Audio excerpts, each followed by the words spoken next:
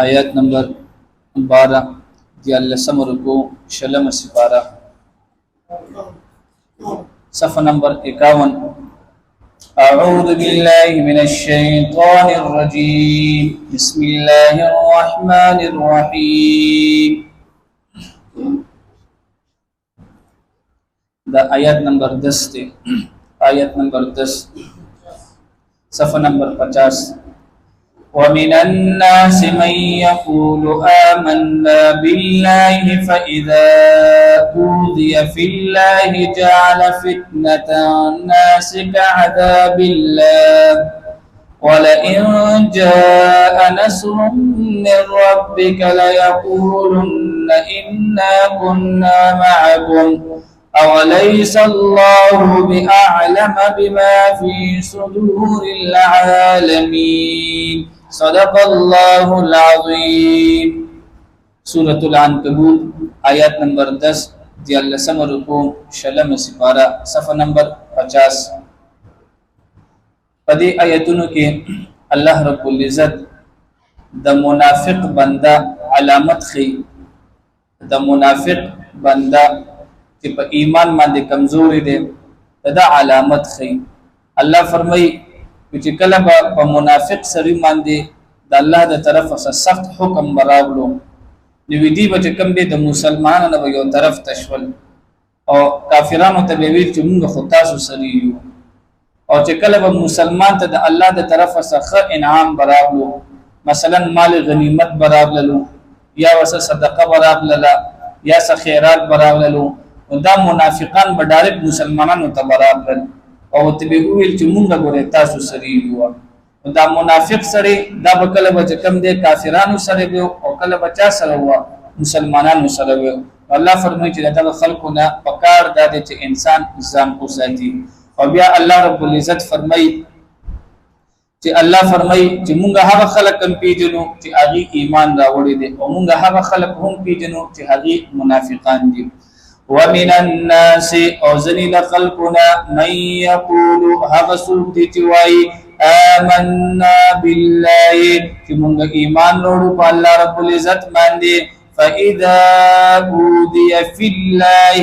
بیا هر کله چې تکلیف ورکړي شي فی الله تعالی تعالی پلار کې جعل فتنه الناس نو غنل تکلیف ورکول د خلقو كعذاب الله فشان عذاب الله تعالى ولئن جاء نصر من ربك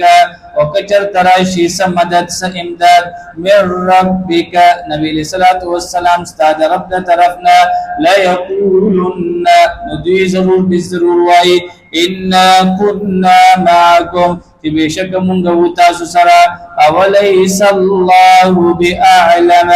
عین دی الله تعالی کویا بما فی صدور العالمین فهغه سچ پسینو کې دی العالمین د عالمونو وليعلمن الله الذين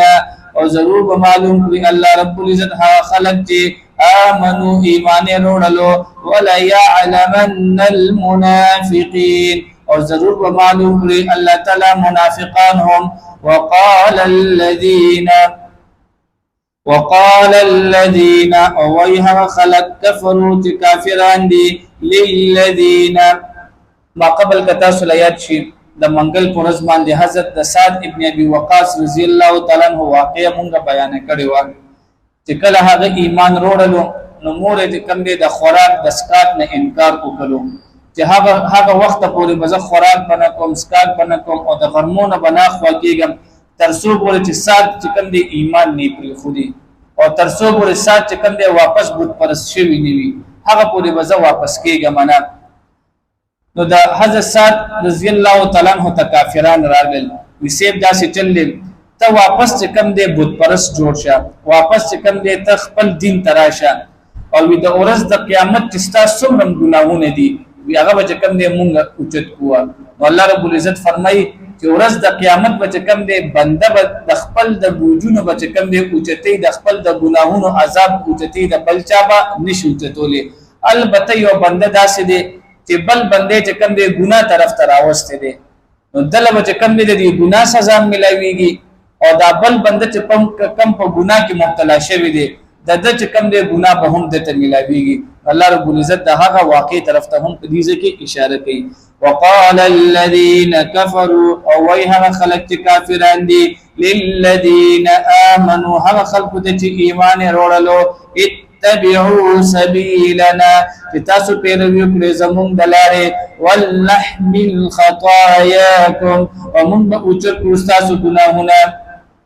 وما هم بحاملين من خطاياهم وندي اوچتهم کې من خطاياهم لګناهون دهغینا من شيء دهستشز انهم لكاذبون بشک دوی دروغجن دي ولا يحملن اثقالهم او خامخا ودوی به اوچتوي خپل بارونه د ګناهونو واثقالا او بارونه مع اثقالهم